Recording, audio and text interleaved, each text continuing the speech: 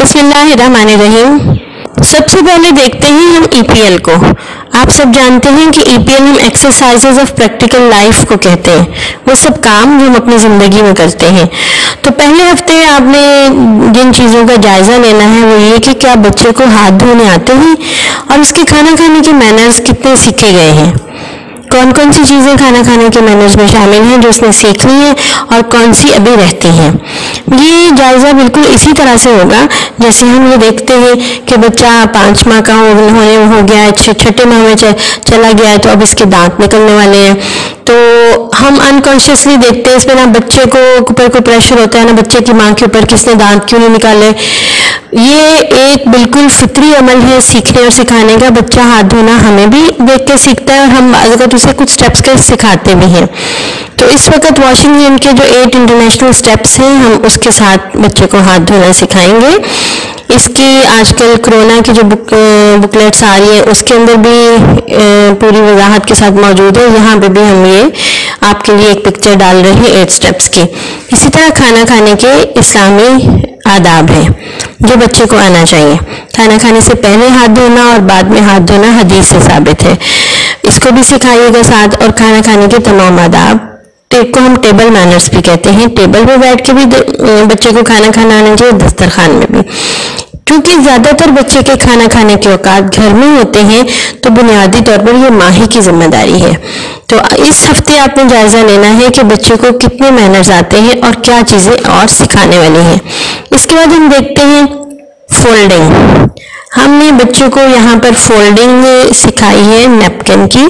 आप घर में छोटे रुमाल इस्तेमाल कर सकते हैं, नैपकिन इस्तेमाल कर सकते हैं, टॉवल इस्तेमाल कर सकते हैं फोल्डिंग और अनफोल्डिंग के लिए। फिर कुछ चीज़ों की होल्डिंग और कैरिंग है जैसे ग्लास, जग, ट्रे, स्पून वगैरह, इनको कैसे पकड़ना है। यहाँ पर इस वीडियो में कुछ तस्वीर आपके साथ हम शेयर कर रहे हैं कि इन चीज़ों को पकड़ने का अच्छा तरीका क्या है। फिर हम इससे अगले सब्जेक्ट पे चलते हैं, वो है science and sensorial. Science and sensorial में आपको घर में रहते हुए अपने बच्चों की जो असेसमेंट करनी है उसका ये जायज़ा लेना है। वो ये है कि आजकल जो मौसमी फल घर में आ रहे हैं क्या बच्चा उनका नाम जानता है, और थोड़ी सी उनके जायके, उनके रंग और उनके एट्रीब्यूट्स यानी खुसूसियात पे बात हो सकती है। सेब पे हम बात कर लेते हैं। ये सेब है, देखिए इसका कितना खूबसूरत रंग है। इसको अल्लाह ताला ने पैदा किया। दरख्त पे सेब कौन लगाता है? सेब कहाँ लगता है? दरख्त पे लगता है ना। अब देखिए ना कुछ फल बेलों पे लगते हैं जैसे मेलन, वाटरमेलन वगैरह, अंगूर, ये सब चीज़ें। तो बच्चों को यहाँ पर बताना है, अगर हो सके तो एक्सपोजर देना है कहीं पर आपको ऐसे फलदार दरख्त अंगूर की बेल नजर आए इर्द गिर्द, नहीं तो तस्वीर में कि ये फल कहाँ पे लगते हैं। ये बात भी बच्चे को पता होनी चाहिए।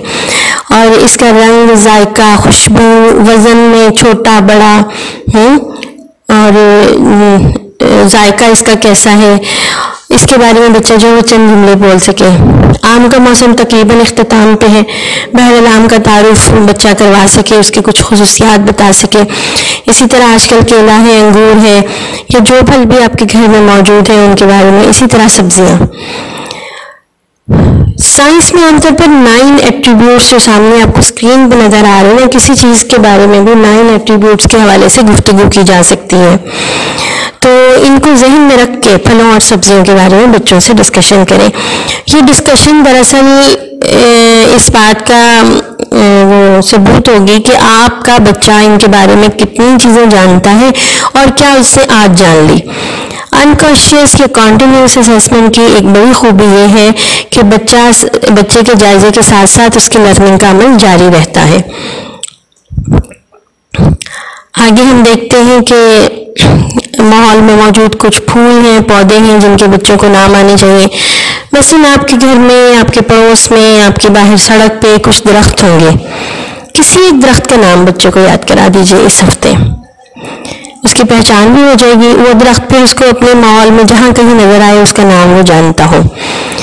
इसी तरह फिर 2 फूलों के नाम याद करवा दें जो आपके माहौल के अंदर मौजूद है। आजकल मोतिये की कलियों का मौसम है, जैस्मीन, रोज़, आगे थोड़ा अरसे बाद अभी मैरीगोल्ड यानी गेंदे का मौसम शुरू होने वाला है। तो अपने माहौल में मौजूद फूलों के नाम बच्चे को आने चाहिए, इंग्लिश में भी उर्दू में भी। जिस तरीके से भी आप सिखा सकते हो सिखा दें। लैंग्वेज अहम नहीं है, बच्चे का एक्सपोजर अहम है। जिस वक्त उसे ये बात चीज़ नज़र आ गई, उसको अपनी मादरी ज़ुबान में किसी चीज़ का नाम आता हो ना, तो ज़्यादा बेहतर चांसेस होते हैं कि वो दूसरी ज़ुबान में भी सीख ले। उर्दू सिखाने में कभी भी हमें एहसास कमतरी का शिकार नहीं होना। उर्दू हमारे कौमी तशख़्ख़ुस की पहचान है। आज हमारी जड़ मजबूत होगी ना, और हमारी जड़ के अंदर अपनी मादरी ज़ुबान की क़ुव्वत मौजूद होगी, तो हर ज़ुबान सीखना हमारे लिए आसान होगा। बात करते हैं मैथ की। इसमें आप पहले 20 हिस्सों की बच्चे की आइडेंटिफिकेशन चेक करेंगे। इसमें से आप डिक्टेशन लिखवा कर देखें। आप कम से कम 5 हिस्से एक वक्त में आप चेक करें, मुख्तलिफ तरतीब के साथ बोलें। 5, 3, 7, 11, जब आप बोलेंगे बच्चा लिखेगा। इसी तरह big and small, tall and short का कंसेप्ट इस वीक हम डेली लाइफ मटेरियल से चेक करेंगे। घर में जो चीज़ें हैं बच्चे के सामने रख दें। 2 चीज़ें रखें जिसमें से एक बिग हो एक स्मॉल हो। जब आपने टॉल एंड शॉर्ट का कंसेप्ट चेक करना है तो 2 ऐसी चीज़ें हैं जो इसमें से एक शॉर्ट और एक टॉल हो। इसके अलावा आप कुछ इस हफ्ते में कुछ 3 शेप्स को फोकस कर लें, ट्रायंगल, सर्कल और square.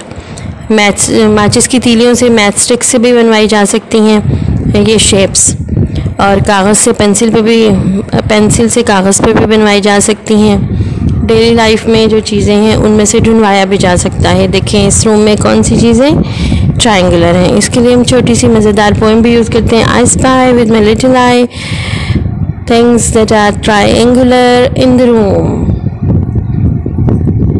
I spy with my little eye things which have red colour. Urdu में सबसे पहले जायज़ा हम लेंगे सुनने और बोलने की महारतों का। इसके लिए आप बच्चे से कोई नज़्म सुने, कोई शेर, तराना, हमद, नात, कोई भी ऐसी चीज़ जो बच्चा अपनी खुशी और आसानी से आपको सुनाना चाहे। आप किसी हर्फ की नज़्म भी सुन सकते हैं, लेकिन पहली समाही है। आप ये देखिए, और आपका पहला मौका क्या आप बच्चे का जायज़ा ले रही हैं। बच्चे से कोई भी नज़्म सुना दें जो उसे पसंद है। कोई नात के शेर सुना दें, कोई हम सुना दें। ये भी किया जा सकता है कि आप तान उठाएं किसी की, अल्लाह ने बनाया हम सबको, और बच्चे से वो नज़्म सुन लें। यानी तान आप उठाएंगी, यानी आगाज़ आप करेंगी। शेर और तराना भी इसी तरह हो सकता है। फिर बोलने और सुनने में की महारतों में तारुफ़ करवाना भी आता है। किसी एक सब्ज़ी या एक फल का तारुफ़ इस हफ्ते आपने इसका जायज़ा लेना है। और अगर आपको लगता है कि बच्चा अभी नहीं कर सकता तो आगाज़ कर दीजिए। आजकल के जो मौसमी फल है उसके सामने रखें, तारुफ़ करवाना सिखाएं। ये सब्ज़ी, ये गाजर है, ये सब्ज़ी है, ये लाल है, ये मीठी होती है ना, इससे बहुत सारे खाने बनते हैं, भला कौन कौन से, और मुझे इसमें से ये पसंद है। ये देखें इसकी शक्ल कैसी है, लंबी लंबी सी है, ये ऊपर से चौड़ी है, नीचे से पतली है।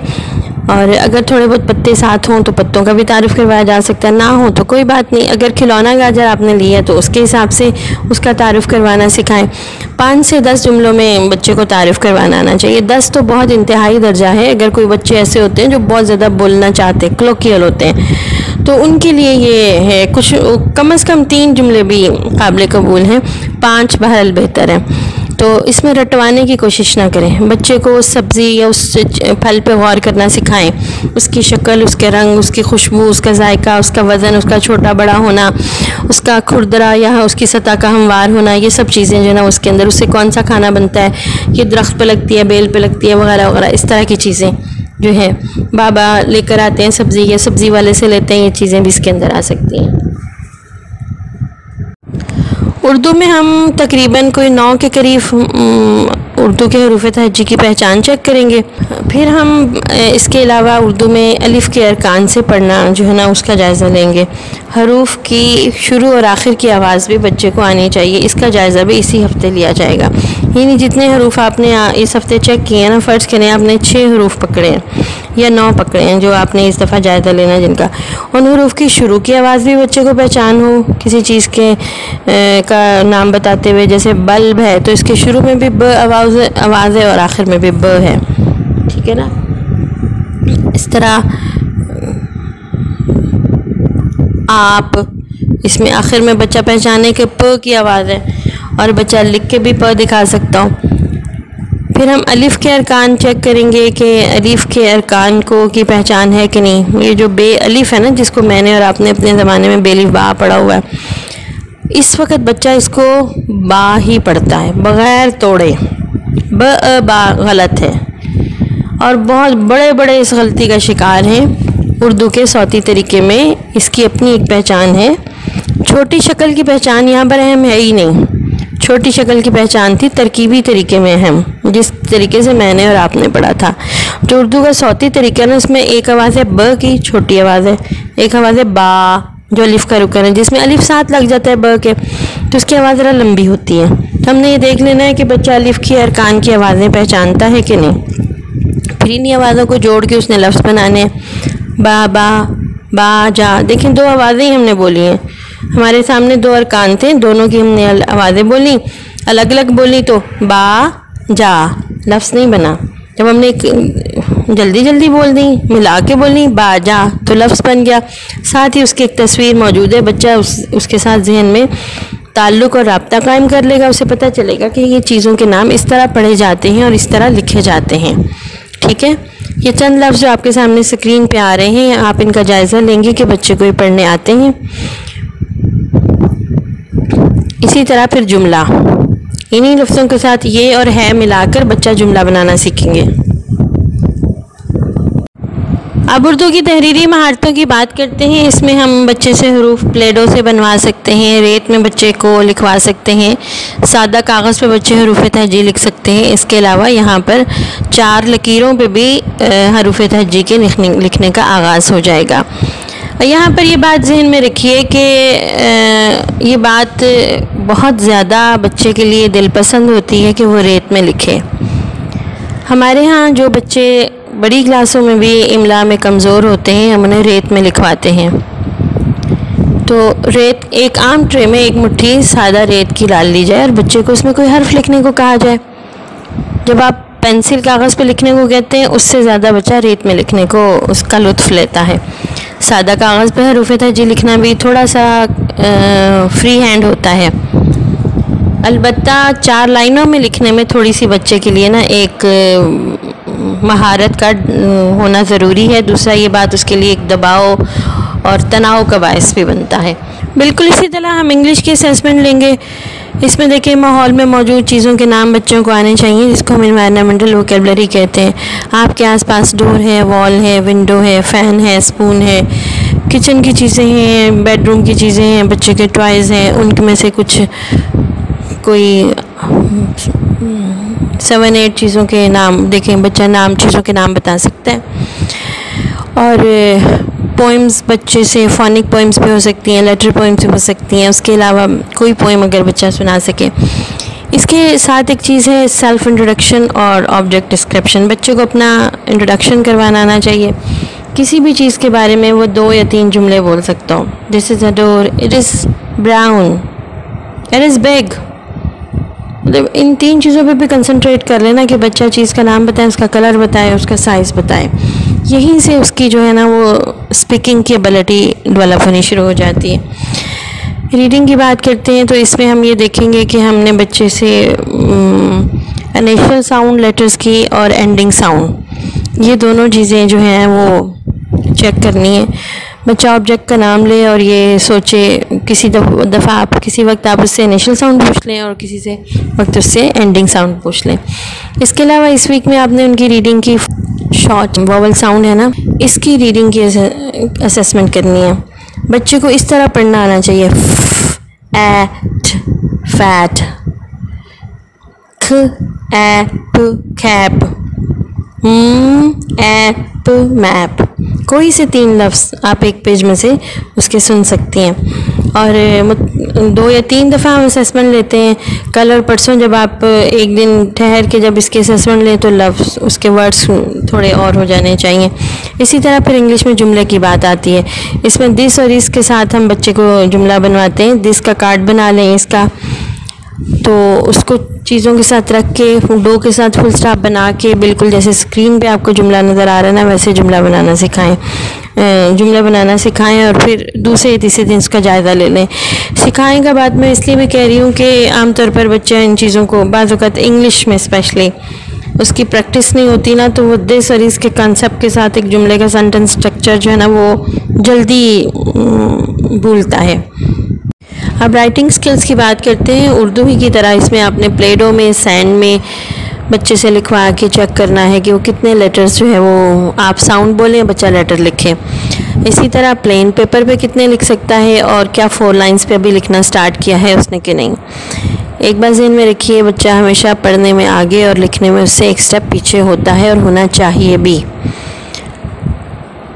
उर्दू की किसी भी ज़ुबान, उर्दू या इंग्लिश की सीखने की जो सीक्वेंस तरतीब बनती है ना, वो ये है सुनना, बोलना, पढ़ना और लिखना।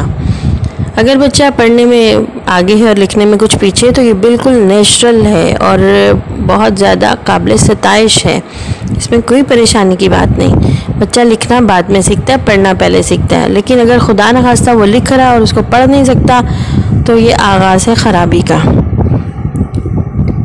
यहाँ पर बच्चे प्राइमरी पास कर जाते हैं पाकिस्तानी स्ट्रीम में, इस कदर तादाद बच्चों की ऐसी है जो तस्वीरें उतार रहे होते हैं, लिख लिख के कागज़ भर रहे होते हैं, किसी एक लफ्ज़ पे हाथ रख लो वो नहीं पढ़ सकते।